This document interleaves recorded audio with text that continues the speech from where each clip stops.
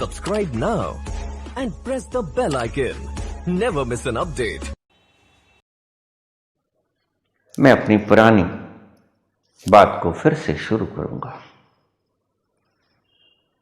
जो मैंने आपको ट्रेन की बात बताई कि किसी ने मुझे ट्रेन के भीतर फेंक दिया।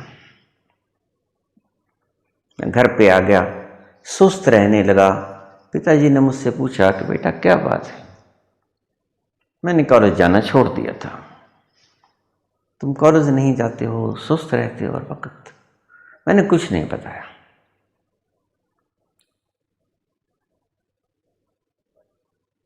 और सोचता सोचता हर वक्त मैं सोचता ही रहता कि कौन सी शक्ति थी, ये क्या हुआ, तो सारा गड़बड़ हो गया। मेरा सब पढ़ा बेकार। कोई नास्तिक यहां काम नहीं आया मेरे, कोई आस्तिक यहां काम नहीं आया मेरे। ना तो बुद्ध ने कहीं, ना महावीर ने कहीं, ना कृष्ण ने कहीं ये बात ही नहीं की कि ऐसा भी कुछ होता है। और पेरियार जैसों से तो हम, नीत्शे जैसों से तो हम अपेक्षा ही नहीं रख सकते। वो तो दूसरी शक्तियों को मानते ही नहीं, मैं भी कहां मानता था। ये घटना से पहले तो मैं भी नहीं मानता था, क्योंकि मेरा स्वभाव था कि मुझे कोई कुछ भी कहता रहे, जब तक मैं खुद को अनुभव के भीतर से नहीं गुजारता। मेरा स्वभाव मानने का नहीं था, कि मैं नहीं माना करता था। स्वभाव से ही मैं ऐसा था।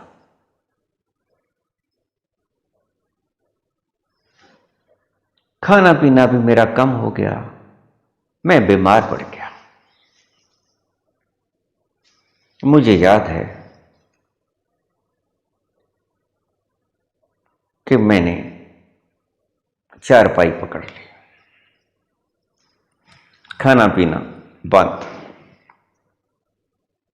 कोई दवाई मेरे पे काम नहीं कर रही थी। उन दिनों में चिकित्सा के इतने साधन भी नहीं हुआ करते थे।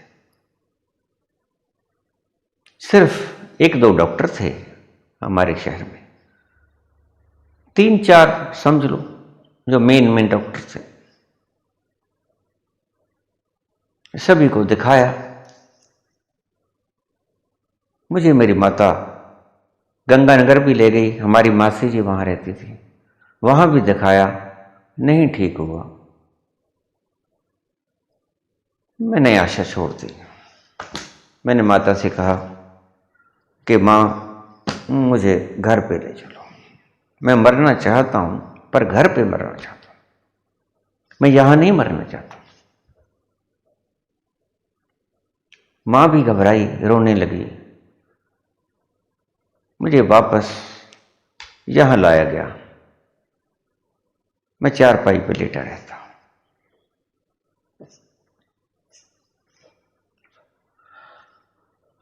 हमारी मंडी में एक वैद्य हुआ करते थे, उनका नाम था वैद्यराम शरण दास। देसी दवा वैद्य, लेकिन मशहूर बहुत थे। देवी के भगत थे, दुर्गा के। हर मंगलवार को दुर्गा मंदिर में जाते। तो जब उन्होंने कोई दूध चाय पीना होता तो मेरे पिताजी से कह देते, क्योंकि मेरे पिताजी की दुकान थी। तो पिताजी उनकी बड़ी सेवा किया करते थे। दूध में अच्छी मलाई डाल के उन्हें दे देना। शुद्ध दूध था उस वक्त, कोई मिलावट का जमाना नहीं था जब। तो एक दिन पिताजी के दिमाग में आई कि क्यों ना वैद्य जी को कह दिया जाए, ये भी तो दवाई देते हैं, शायद इनकी दवाई से कोई काम चल जाए, मेरा बच्चा ठीक हो जाए। तो उन्होंने वैद्य जी से कहा। वो कहते कि ठीक है, आप उनको यहां भेज दो। लेकिन मैं तो चलने के योग्य था ही नहीं, मैंने चारपाई पकड़ ली थी।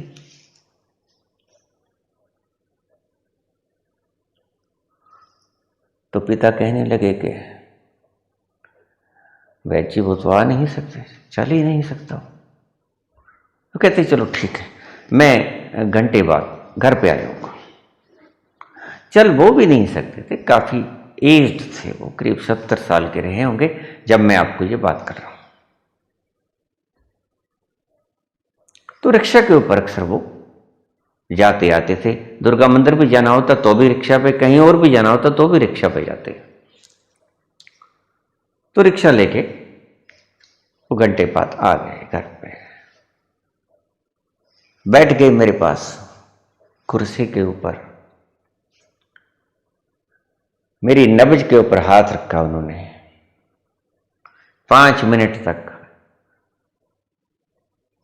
और दूसरी तरफ फिर 5 मिनट तक, दोनों नाड़ियों को उन्होंने 5-5 मिनट तक वॉच किया।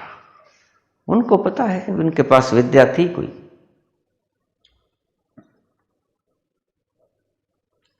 और फिर मुझसे बोले कि तुम ऐसा करना, मैं एक पुड़ी भेजूंगा तुम्हें दवाई की, उस पुड़ी को मलाई के साथ खा लेना और शाम को मेरे पास दुकान पे आ जाना। दुकान और घर उनका करीब बीच में ही हुआ करता था। वैसे तो दुकान उनकी अलग भी थी, लेकिन वो घर में ही अक्सर बैठा रहते थे। मैंने कहा ठीक है, दवा भेज दी। पिताजी दवा ले आए, मलाई के अंदर डालकर दवा मुझे दे दी। मैंने वो दवाई ले ली, ऊपर से थोड़ा सा दूध कहा था पीने के लिए, वो भी मैंने पी लिया।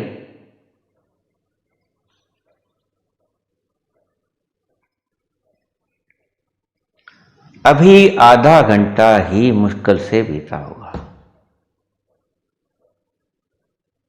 सिर्फ आधा घंटा। मैंने मां से कहा, मां मुझे ऐसा लगता है कि जैसे मैं उठ सकता हूं। लेटा रहता था। मां कहती उठ सकता है तो फिर उठ।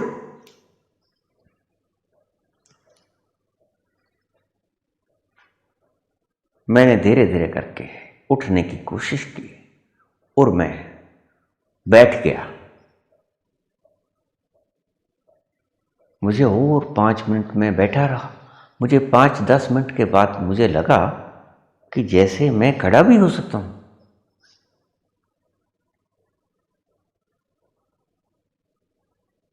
मैं उठ के खड़े होने की कोशिश की, लेकिन डर रहा था कि कहीं गिर ना जाऊं। तो मैंने फिर मां को बुलाया कि मां, मैं ऐसे लगता है मुझे कि मैं खड़ा भी हो सकता हूं। तो मां कहती उठ। तो मैंने हिम्मत जगाई तो मैं मां से कहा, अगर गिरने लगूं तो तुम संभाल लेना। लेकिन मैं ठीक से खड़ा हो गया। फिर मैं 2-4 मिनट खड़ा रहा, लेकिन मुझे ऐसा लगा कि मैं चल भी सकता हूं। करामात है।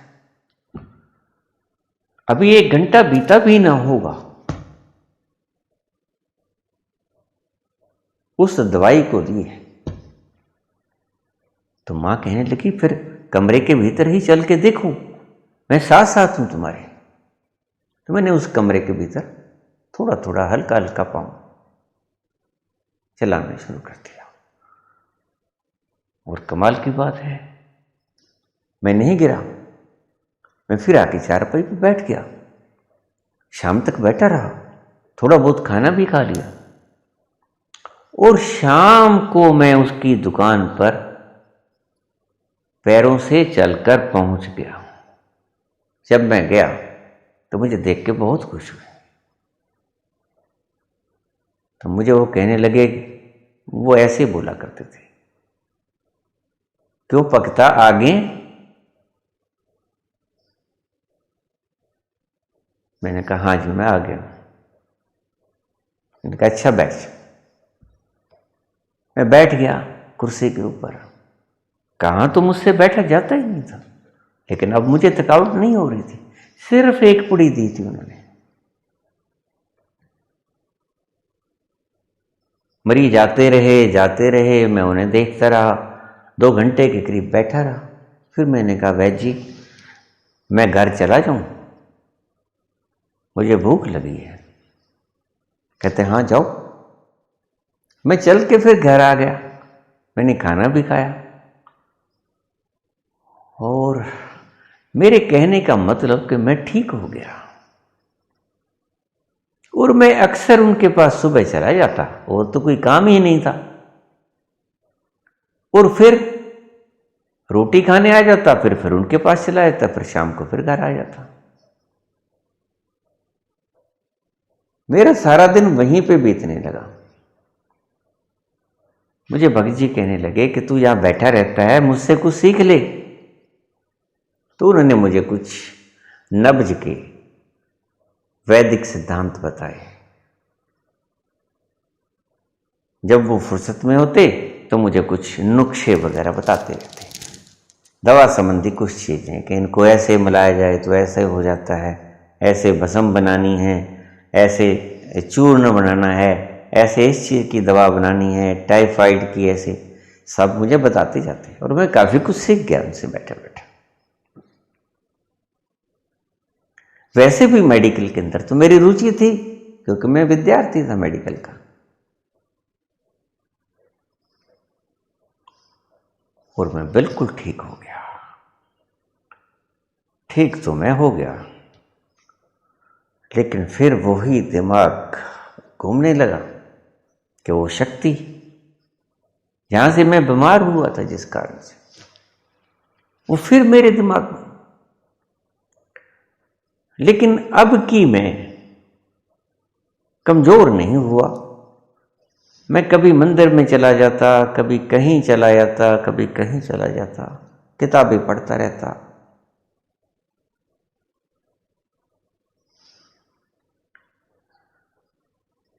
घर बार की तरफ से मुझे कोई बंदिश नहीं थी।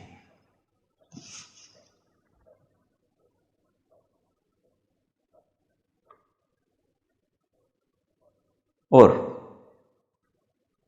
मेरा मन संसार से विरक्त रहने लगा। मेरे कुछ समझ में नहीं आया, मुझे जिंदगी बेकार मालूम होने लगी। कुछ समझ नहीं आता था, कोई बताने वाला नहीं था।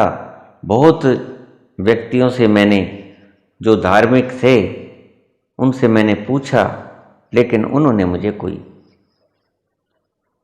तसल्ली बख्श जवाब नहीं दिया। तो आखिर में मैंने फैसला किया कि घर को छोड़ दूं और किसी तीर्थ स्थान पर जाके किसी अनुभवी व्यक्ति से पूछूं, शायद कहीं कोई मिल जाए, कोई गुरु की तलाश। वैराग्य बढ़ता गया,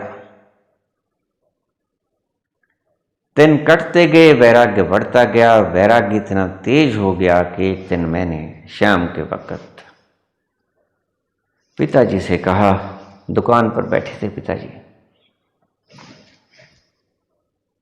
मैंने कहा पिताजी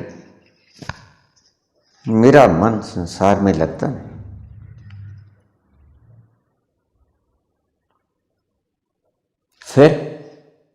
फिर मैं यहां से जाना चाहता हूं। कहाँ? मैंने कहा यहीं कहीं हरिद्वार, ऋषिकेश, धार्मिक स्थल पे किसी संत की खोज में। मैंने किसी को भी ये बात घटना बताई नहीं, कभी भी। घर के किसी सदस्य को मेरे साथ क्या बीता मैंने कभी नहीं बताया। मैं भीतर ही भीतर सुलगता रहा। सभी मुझे देखते, पता नहीं क्या हो गया, अच्छा भला था, किसी ने कुछ कर दिया हो। कभी माँ मिर्चें वार लेती सर के ऊपर से, कभी कुछ, कभी किसी से पूछ आती। हमारे बताने वाले थे चेले, कोई कुछ बता देता, कोई कुछ, जो भी बकवास उनसे बन पड़ती कर देते। कोई कहता गुड़गांव वाली माता की है, कोई कहता बेरी वाली माता की है, कोई कहता किसी माता की है। मेरे को तो माताओं ने उलझा लिया और बहुत कष्टदायक स्थिति में मैं आ गया था। मैंने पिताजी से कहा मैं जाना चाहता हूँ, मुझे कोई समझ नहीं आती, मेरा दिमाग ठीक नहीं रहता। पिताजी कहने लगे कि ठीक है बेटा, वैसे भी तू यहां पर हुआ ना हुआ बराबर ही है, क्योंकि ना किससे बोलता है, ना हमसे बोलता है, ना कोई बातचीत करता है, ना अपनी दुख परेशानी बताता है। तो हुआ या ना हुआ हमारे लिए तो कितने सालों से ही बराबर। तो अगर तू जाना चाहता है तो तेरी इच्छा है, लेकिन एक बात मेरे ध्यान में रखना कि गलत संगति में मत पड़ जाना। हमारी आंखों से दूर गलत संगति में मत पड़ जाना। मैंने कहा नहीं पिताजी, मेरे पे यकीन रखो, मैं जिस तलाश में जा रहा हूं उसी तलाश में जा रहा हूं। उन्होंने मुझे आशीर्वाद दिया, मैंने उनके चरण स्पर्श किए। कहते अपनी माता को मत बताना, नहीं वो तुम्हें जाने नहीं देगी। मैंने कहा ठीक। अब मेरे पास पैसे नहीं थे और पिताजी से पैसे मांगने की जरूरत नहीं थी, थोड़े से रुपए लगते थे, कोई 5-4 आने बठिंडा के और कोई शायद 5-7-10 रुपए हरिद्वार के, यही कुछ था। इतना किराया होगा गाड़ी का। तो मैंने, मेरे पास कुछ धार्मिक ग्रंथ पड़े थे, वो मैंने किसी को बेच दिए रद्दी के भाव, और उसने मुझे जो 3-4-5 रुपए दिए वो मैं डाल के जेब में और गाड़ी पकड़ ली। शाम को बठिंडा पहुंच गया। बठिंडा जाके मैंने किससे पूछा कि भाई हरिद्वार को जाने वाली गाड़ी कितने बजे जाएगी? वो कहता वो सामने खड़ी, जल्दी करो, गार्ड झंडी दे रहा है। मैं भागा वहां से, वो गार्ड झंडी दे रहा था। मैंने गार्ड से पूछा गाड़ी जाएगी हरिद्वार? कहता हाँ जाएगी। मगर टिकट नहीं है मेरे पास, और मैं तुम्हारे अगले डब्बे में बैठा हूं, अगर इंस्पेक्शन करनी हो तो वहां पर आ जाना, टिकट मेरे पास नहीं। तो कुछ नहीं बोला, मैंने डब्बे में बैठ गया। गाड़ी चलती रही, अंबाला पहुंच गई। अंबाला से गाड़ी चेंज हो गई, अगली गाड़ी पकड़ ली हरिद्वार के लिए, विदाउट कोई टिकट। जेब में यही 5-4 रुपए जो रद्दी बेची थी।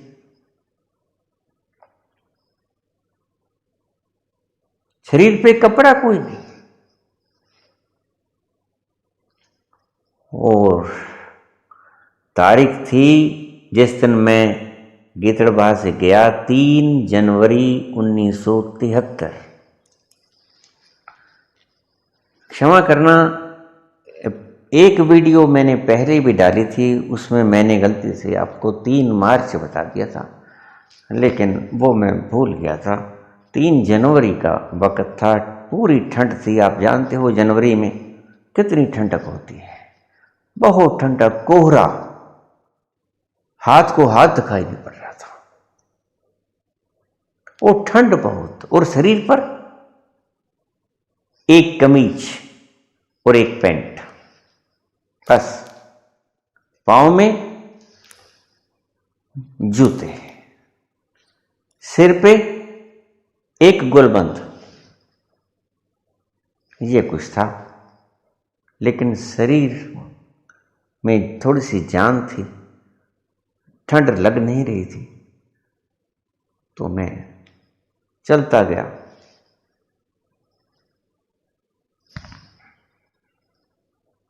गाड़ी जंक्शन पे जाके ठहर गई।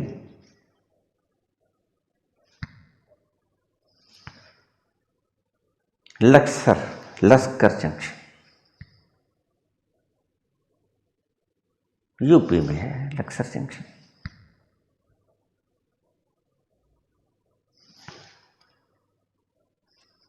तो वहां पर गाड़ी पहुंचने से पहले हमारे कंपार्टमेंट में, जिसमें मैं बैठा था, जिस डब्बे में, वहां पर एक टीटी आ गया।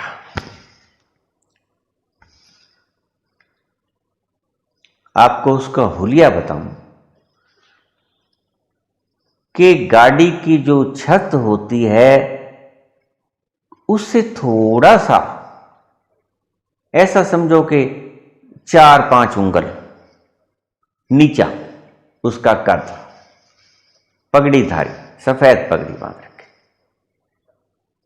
पगड़ीधारी सरदार जी, शुभ्र सफेद दाढ़ी, लंबी लंबी दाढ़ी,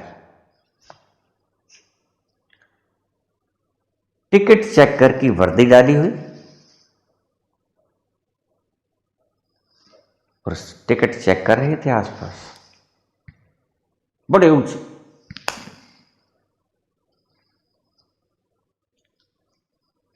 मैं तो डरा,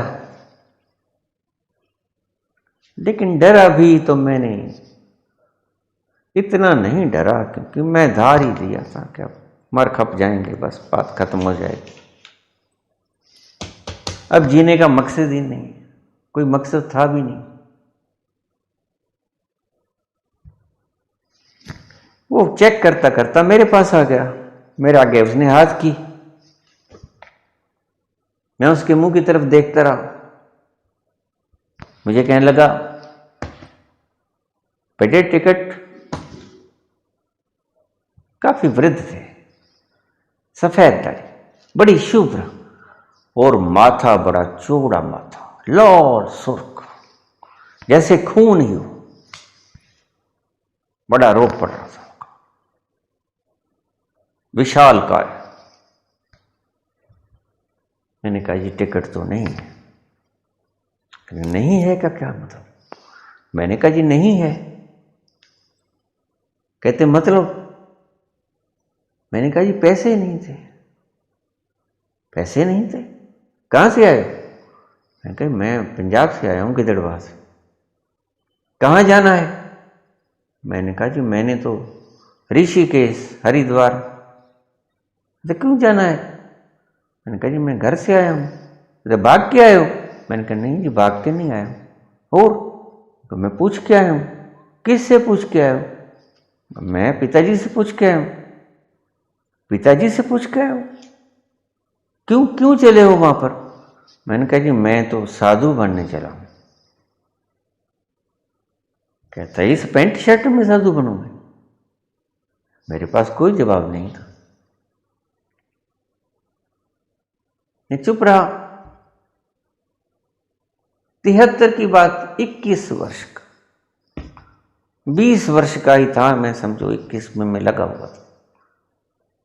कोई इतनी समझ भी नहीं थी मुझ में, संसार में आपाधापी का कोई हिसाब नहीं था मेरे पास। सीधी सीधी बात जो मैं जानता था वो बता दी उसको। कहते उन्होंने इजाजत दे दी तुम्हें जाने की? मैंने कहा हाँ इजाजत दे दी। पूछ क्या?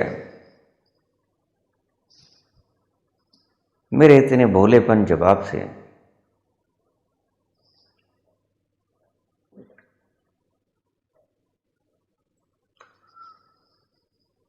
वो थोड़ी देर तक मुझे देखते रहे,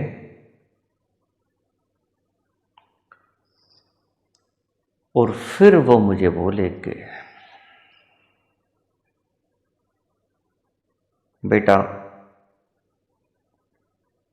तुम्हें किसी ने बहका तो नहीं दिया है? मैंने कहा नहीं, मैं खुद अपनी इच्छा से आया। मेरा मन ही नहीं लग रहा था 2 साल से। मैं निरुद्देश्य, कोई टारगेट नहीं, कोई मेरा मोटिव नहीं, घूम रहा था पागलों की तरह। मुझे कुछ सूझ नहीं रहा था।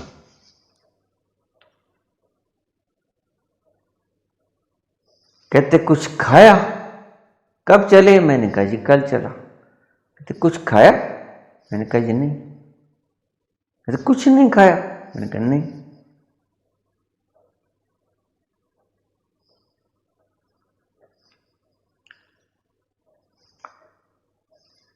इतनी देर में गाड़ी लक्ष्कर जंक्शन पर रुक गई। उसने टिकट चेक करनी बंद कर दी। बस पुलिस के रह गए। लक्ष्कर जंक्शन आया, मुझे कहने लगे उतरो नीचे। उतर गया। मुझे कहने लगे क्या खाओगे बताओ, भूखे हो? मैंने सिर हिला दिया, हाँ जी भूखा हूं।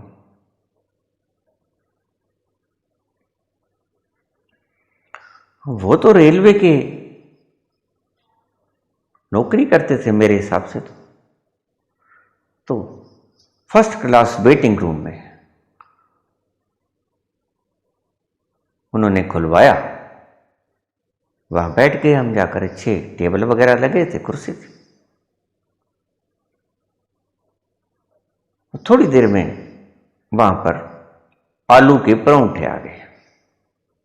सर्दी का वक्त, भूख बहुत लगी थी, और मोटे मोटे परांठे, जैसे हम जमींदारों के घरों में यहां पंजाब में हुआ करते हैं।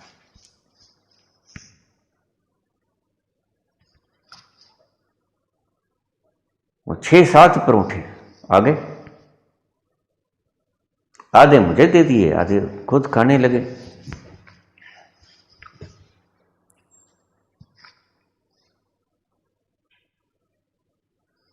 मैं तो वो 2-3 परांठे खाकर मेरा तो पेट भर गया। वो 10 रोटी के बराबर होगा 3 परांठे, बहुत भारी थे। और ऊपर से आलू के। फिर कहने लगे और खा लो एक। मैंने कहा नहीं, जो और नहीं, मैं नहीं खा सकता, मेरा पेट बिल्कुल भर गया। कहते अच्छा चाय पियोगे ना? मैं चाय मंगा ली, और चाय भी मंगाई बड़े जो कन्नी वाले गिलास होते हैं, करीब 1.25 किलो चाय उसमें। चाय पीने का मैं बड़ा शौकीन था, पिया भी करता था सुबह सुबह। ये शुरू से ही मेरी आदत थी, मैं चाय का बड़ा शौकीन रहा। तो पूरा कन्नी वाला भर के गिलास, करीब ½ किलो से तो ज्यादा ही होगा। मुझे कहने लगे पियो। और मैंने देखा वो तो दूध के अंदर पत्ती थी, और पत्ती भी खूब तेज, जैसी मैं पिया करता था।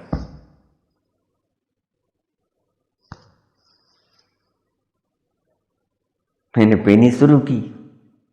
अब पेट तो भर गया था पहले ही, लेकिन धीरे धीरे मैं पी रहा था। मेरे सामने जो टीटी बैठे थे वो भी पी रहे थे। उनकी तो सेहत अच्छी थी, उनकी खुराक भी अच्छी थी। मेरे से परांठे भी ज्यादा खा गए वो 2-3, और वो दूध चाय को गटागट करके पी गए। मैंने थोड़ी देर लगा दी।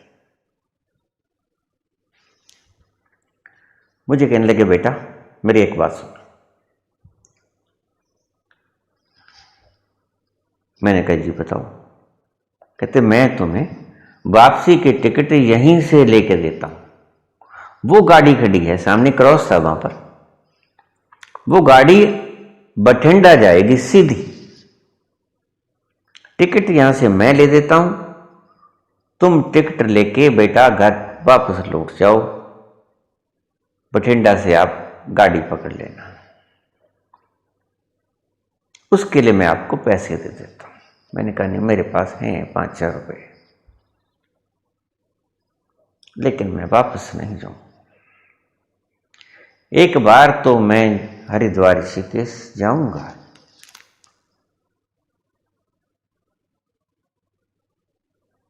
वो कहते बेटा तुम नहीं पहुंच पाओगे ऋषिकेश, तुम नहीं पहुंच पाओगे, तुम्हें वापस आना ही होगा। मुझे उसके शब्दों में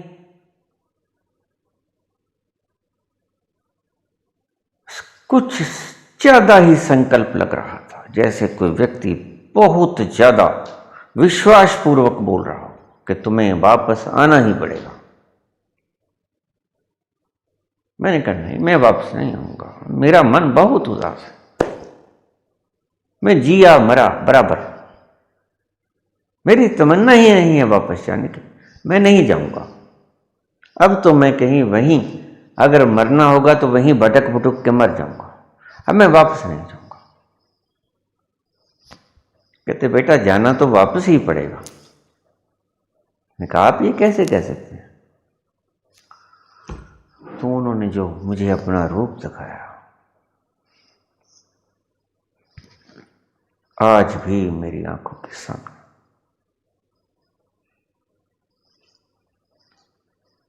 विशाल काय हनुमान जी। कहते पहचाने मुझे?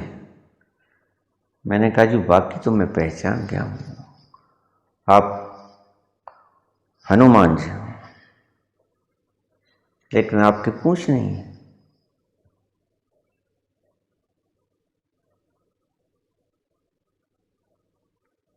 कहते है पूंछ भी है, तो मैंने छुपा दी।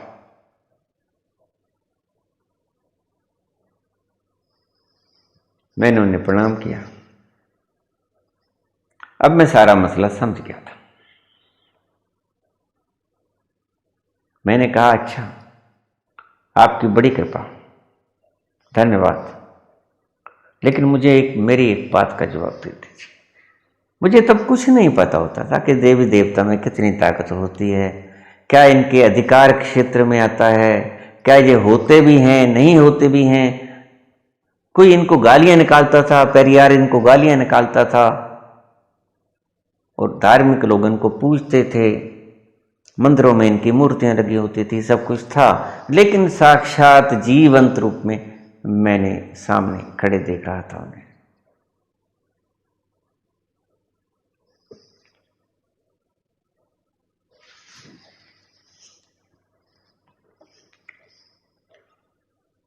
मैं झुका और झुक के मैंने अपना सिर उनके चरणों में रख दिया। मैंने कहा प्रभु मेरी एक बात का जवाब दे दीजिए। जाऊंगा तो मैं ऋषिकेश ही, लेकिन मैं तप करना चाहता हूं, मुझे कृपया इसके बारे में थोड़ा विस्तार। आप तो सभी कुछ जानते हैं, भगवान हैं आप। मैंने सुना ही था, ये देख तो आज पहली बार रहा हूं। मैंने कहा आप तो भगवान है, सब कुछ जानते हैं। वो कहते बेटा आप घर परत जाओ, आप घर परतोगे और आपको घर बैठे सब कुछ मिल जाएगा जो आपको चाहिए।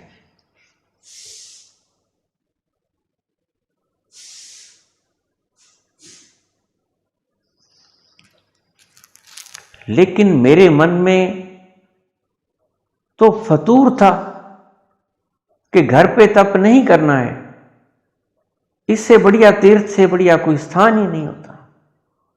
देख सब कुछ लिया था मैंने, लेकिन मन का कोई कोना ये मानने को तैयार नहीं था कि मैं घर पे वापस चला जाऊं।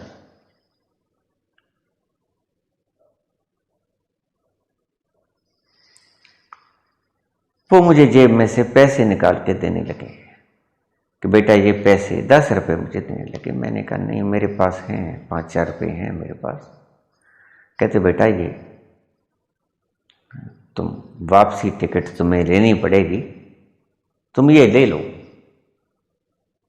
मैंने वो 10 रुपये ले लिए।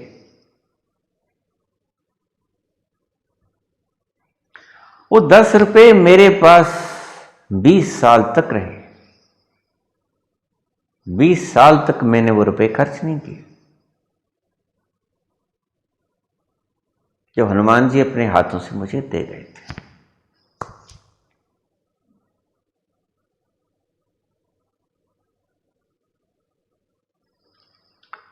स्तब्ध हुआ मैं, उनसे बोला कि मुझे आप कृपया हरिद्वार तक पहुंचा दीजिए। उसके आगे मैं खुद ट्रेन पकड़ूंगा। मैं अपने कंपार्टमेंट में बैठ गया, गाड़ी चल पड़ी। वो फिर वही, मैंने सब कुछ देख लिया था, लेकिन वही टीटी हाथ में टिकट काट रहे थे, सबके ऊपर सुराख कर रहे थे। मैं इस गोरख दंते को नहीं समझ पाया कि ये ऐसा क्यों कर रहे हैं। ज्वालापुर के पास जाके, मैं कभी इससे पहले हरिद्वार नहीं गया था, इतनी उम्र में मुझे हरिद्वार का मतलब भी क्या था। उससे पहले ज्वालापुर का स्टेशन आया, मुझे कहने लगे बेटा ऐसे करो, यहां उतर जाओ, तुम्हारे पास टिकट नहीं है, वहां तुम्हें पकड़ लेंगे, तुम्हें परेशान कर लेंगे, यहां से उतर जाओ और बस तुम थोड़ा सा चक्कर काटोगे और हरिद्वार का स्टेशन आ जाएगा। गाड़ी काफी धीरे हो गई थी और मुझे रोज का ही अभ्यास था, करीब करीब हम अक्सर ऐसे ही छलांग लगा के उतर जाया करते थे। मैं छलांग लगाई और उतर गया, और जैसे उन्होंने बताया था वैसे ही चक्कर काट के गया और हरिद्वार का स्टेशन आ गया। स्टेशन के ऊपर बैठा रहा। तो मैंने वहां पर किसी कुली से पूछा, जिसने वर्दी डाल रखी थी, मैंने कहा भाई साहब, ऋषिकेश को जाने वाली गाड़ी कब आएगी? टिकट विकेट तो मैंने ली नहीं। तो मैं सोच के ही गया था कि जो होगा देखा जाएगा, जेल में पटक देंगे तो कोई बात नहीं।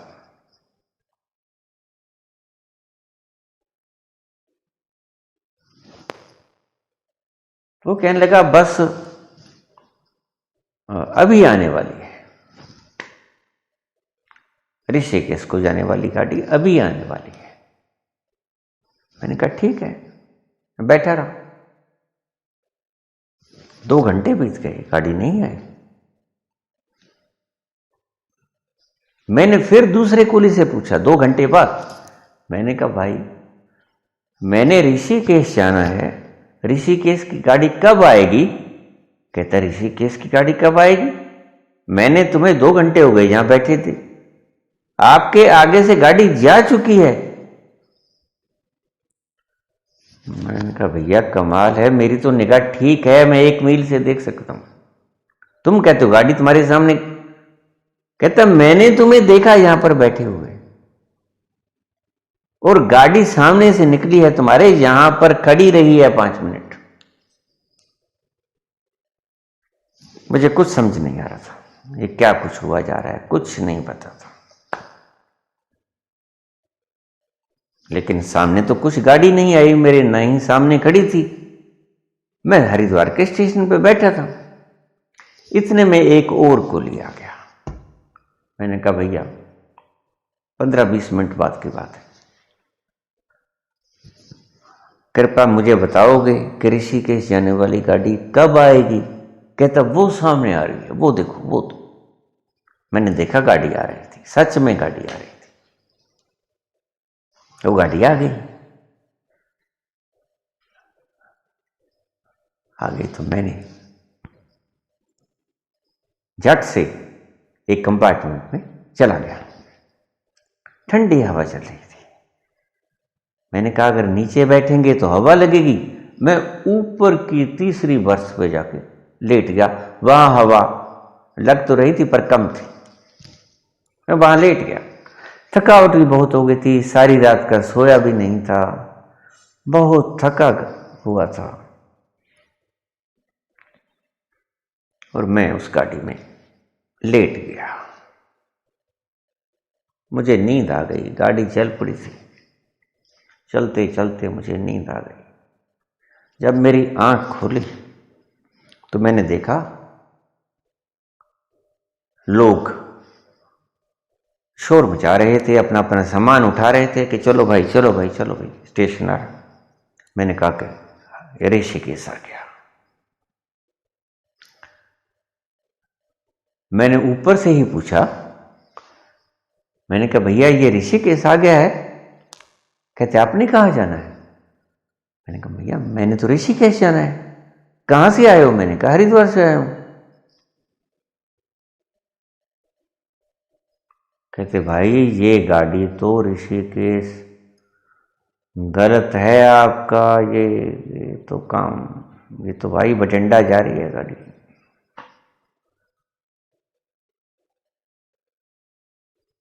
अब मैं घबराया और मुझको फौरन टीटी की बात याद आई कि तुम पहुंच नहीं पाओगे। मैं पहुंच नहीं पाया। फिर मैंने अपने माथे पर हाथ मारा, ये मूर्ख, जब तुम्हें पता था कि ये हनुमान जी हैं और इनका कहा गलत नहीं होता, तो तुम्हारे क्या हुआ था तुम्हारे दिमाग में? तुम झट से बात मान लेते और वहीं से वापस चले जाते, लस्सर जंक्शन से ही वापस हो जाते, तो इतनी मुशक्कत तो ना करनी पड़ती। चलो, बठिंडा का स्टेशन आ गया, मैं वहां पर उतर गया, क्या करूं? और उतरते उतरते मेरी आंख में कोयले का इंजन हुआ करता था, ये डीजल इंजन बाद में चले हैं। मेरी आंख में कोयले का एक तिनका पड़ गया, बहुत दर्द कर रहा था, रड़क रहा था वो तिनका, आंख लाल हो गई। एक आंख से कुछ दिखाई नहीं पड़ रहा था, दूसरी आंख से दिख रहा था। मैं वहां उतर गया, टिकट तो मेरे पास थी नहीं, ना ही किसी ने पूछा मुझे। बठिंडा में मेरी मासी जी रहती थी, मैंने कहा चलो, मुझे उनका घर मालूम था, कई बार आया गया था मैं, तो मैंने वहां से पौड़ियां चढ़ा, नीचे उतरा, टिकट चेकर के पास गया, उसने मुझे कुछ नहीं पूछा, मैं बाहर निकल गया और चल के धीरे धीरे मैं मासी जी के घर तक जाने लगा। रास्ते में एक डॉक्टर की दुकान आ गई, वहां मैंने कहा भैया जी मेरी आंख में कुछ पड़ गया है। उसने पिचकारी से मार के मेरी आंख साफ कर दी। मैं मासी जी के घर पे पहुंच गया और फिर उसके 5-6 दिन तक वहां रहा। मेरी मां रो रही थी,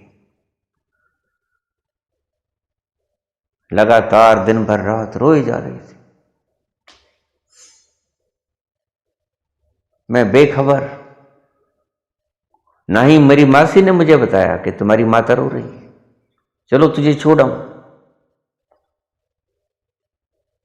5-6 दिन के बाद मैं रोज थर्मल प्लांट बन रहा था, वहां चला जाता, शाम को वापस आ जाता। वहां पर मेरे मास्टर जी काम करते थे, ठेकेदारी ले रखी थी कैंटीन की उन्होंने, वहां पर काम करवाता, शाम को आ जाता। 5-6 दिनों के बाद मासी जी ने तो नहीं कहा कि चलो बच्चे का मन लग गया है, इतनी बात दिमाग में ना आई कि वो परेशान होगी मत मेरी माता। वो तो रोई जा रही थी, ना दिन ना रात, कुछ नहीं देखे जा रही थी।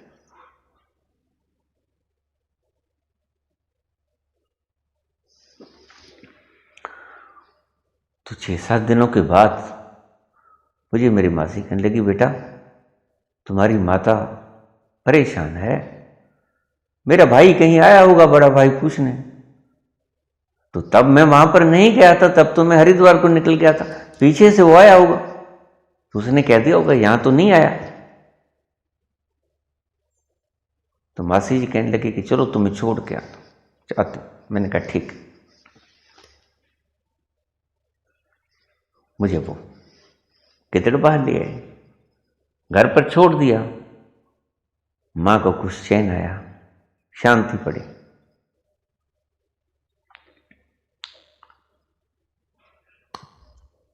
मैं नहाया धोया, वहां खाना खुना खाया, उसके बाद मैं थका हुआ था, सो गया।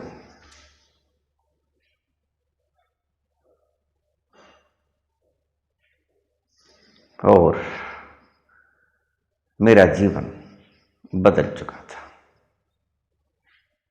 ये मेरी जिंदगी का दूसरा चमत्कार था। इसके आगे की कहानी तो चलती रही। फिर मैंने मंदिर जाना शुरू हो गया। शंकर जी का भक्त बन गया। उनके मंदिर में जाके उनकी तस्वीर के आगे बैठ जाता, खूब रोता, खूब चिल्लाता, खूब भजन करता, भजन गाता।